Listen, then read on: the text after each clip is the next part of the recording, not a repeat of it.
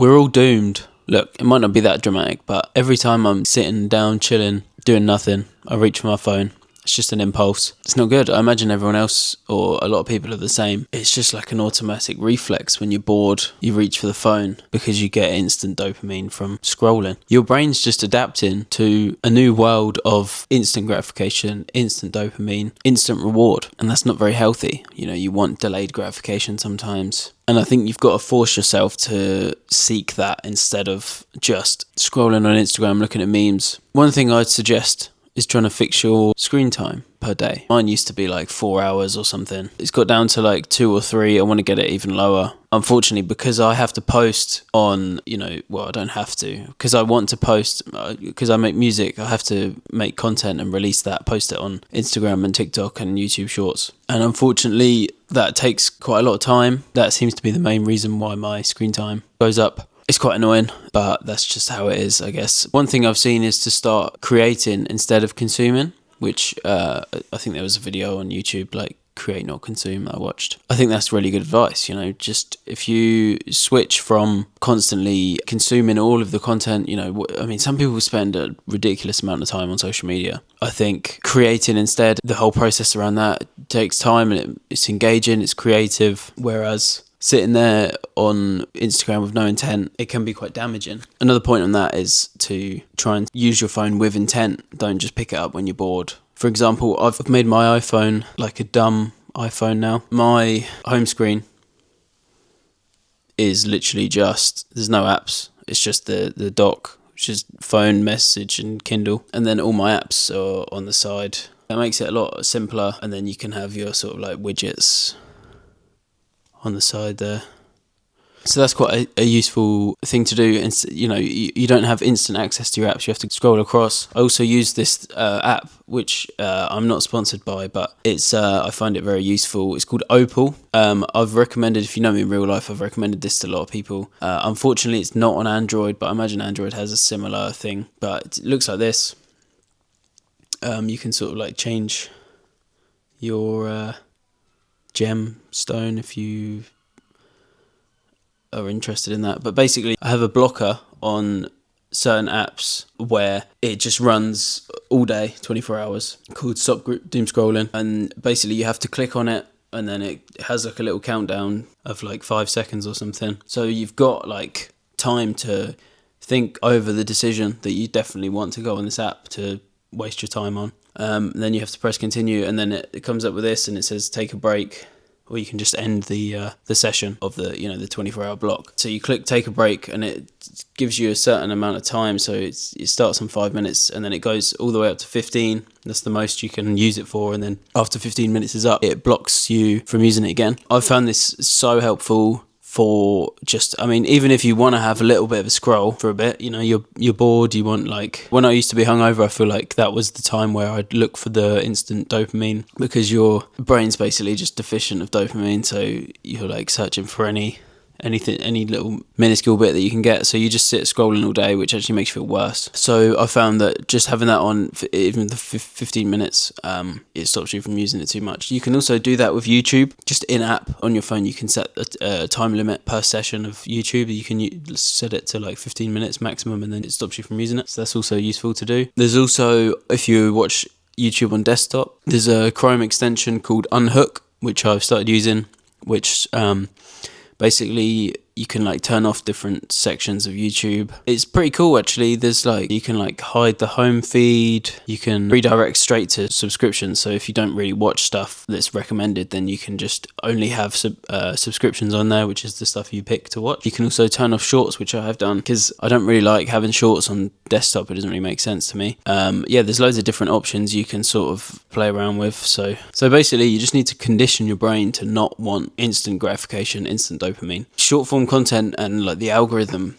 basically works on a system called variable reward, which is basically the same thing they use for slot machines, for example, because you see patterns in the slots and you get, say, like 2 out of 3 of the items, your brain thinks that's nearly a win, even though it's just a psychological trick to make you keep playing the game. But because your brain thinks that's almost a win. It basically gives it the same feeling as winning, but because you haven't won, it's like almost gratification. Makes you want to repeat it more because you didn't actually get to the win. Because it was an incomplete win, you don't get that full gratification. You have to keep going to get that win, which is what hooks people onto gambling so much. In that sense, basically scrolling on short form content basically is a gambling in a sense, in the same your brain treats it in a similar way. I touched on this before about people spending so much time on their phones, but the average person spends like multiple hours a day just watching short form content on social media, and attention spans for Gen Zs are just like plummeting compared to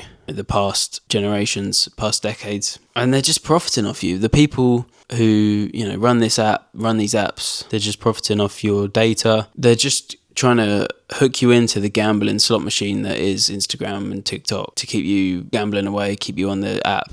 It's really harmful. There's plenty of quotes that come under this, like you are what you eat and stuff like that. If you're just consuming trash, garbage content, your brain is just going to turn to mush. Your life is just whatever you pay attention to. If you're just constantly consuming tidbits of content, fragments, then your brain is just going to be fragmented and all over the place, and you're never going to be able to think of, concentrate and focus, and it's a really damaging time, to be honest. I forgot to mention something as well on the speaking about the dumb phone. I also turned off notifications for all social media because it's so unhelpful. If you want to say message people on Instagram, just give the people that you message a lot on Instagram, well, obviously, if you know them in real life, don't just give random strangers your number, but give the people you talk to a lot your number. They can just text you, that you don't have to use Instagram, and then you won't even need the notifications. And it makes it so much better if you post something. For example, like I post content as an artist, I just schedule the content a couple of weeks or maybe a month in advance for the whole month or the whole 2 weeks, and then I don't even have to go on the app. I just I check it for comments, to reply to comments, but I kind of don't even want to do that, but I have to do it because maybe I'll do a video on how to navigate that, or the issues that I have, because I imagine there's a lot of people that relate to that. Yeah, so turn off notifications for anything that's not important. You could also turn grayscale on your phone. Your brain's less stimulated with colourful things, and Instagram and TikTok have multitudes of colour, so your brain would probably be less stimulated from grayscale. Even if you consumed short form still, your brain would be less stimulated from watching in grayscale, maybe. I don't know if that's a fact, but I can imagine that being true. Once you start sort of training your brain a bit more, you can slowly form more of a habit of picking up your phone with intent, especially if you don't have notifications on. You're not just picking it up all the time. You can also check in the screen time section of your iPhone or whatever phone you have. If your phone tracks screen time, I'm not sure about Android and stuff. You can check the stats in that section of the app. It shows you how many times you pick up your phone or look at your phone every day. And it's usually hundreds. Because you get a notification, you look at it, and then usually you just start, you'd go on your phone from then. Whereas if you don't have notifications, there's less opportunity to pick up your phone, and therefore you would use it less. I think boredom's also a good thing as well. If you're bored, then it shows that you need to be doing creative things and reflecting on your day. People go to sleep, people wake up in the morning and straight onto their phone, and then commute, spend all their time on the phone on the commute, then they work maybe on their laptop all day, and then they'll go on your phone and commute home. Then you get home and then you watch TV, and then you watch TV until you fall asleep, and there's just no time for you to reflect and think about your day and think about the moments of your life. And that's why I think a lot of people, especially I feel the same, there'll be days where people try and remind me of memories that I've had, and I don't remember until they bring the memory up or rejig something in my brain, that I just can't remember the experience that I've had, which is really worrying, to be honest. The fact that I can't remember something that happened a couple of days ago, and they have to re-jog my memory because my brain's just fried from all this technology. It's because I do the same. I wake up, I go on my phone, then I work a 9-hour day on my laptop, then I'll finish work, and then I'll either watch TV or I'll have to edit some video or content for my music stuff or this channel, or I'll be doing other admin bits on my laptop, and then I'll watch TV, and then I'll go to sleep. It's damaging, and I'm in the same boat. It's not like I'm trying to teach you how to live.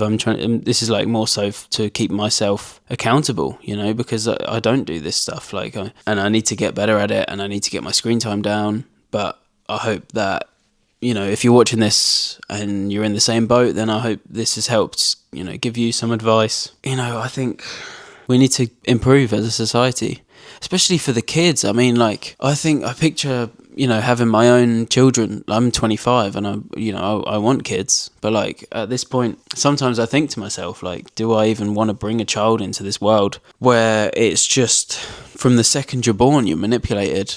Especially this day and age where it's just like these iPad kids and, everyone's got a phone. And it's just thinking of how to navigate that as a parent. I can't even imagine, and I don't even have children. It's just something to think on. I don't know. I mean, like, shout out to you if you have a child in this climate, and because it's just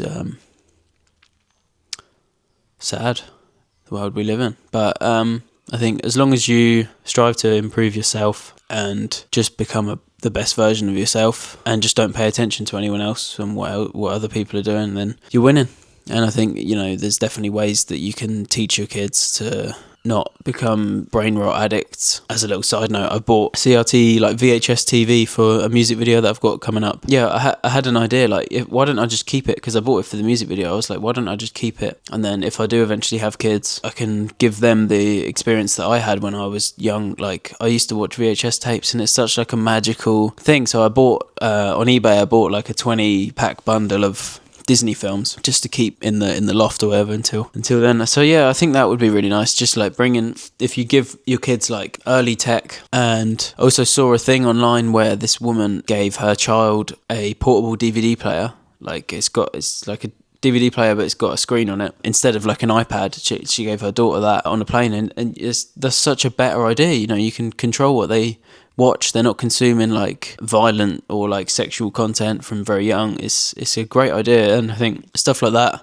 will save us as a society, instead of just leaving your kid with an iPad and forgetting about them. And I know, like, I can't even imagine how stressful it is having children and looking after them while you look after yourself. You're just a grown-up child, like we all are. But I think that's something to think about if you do have kids.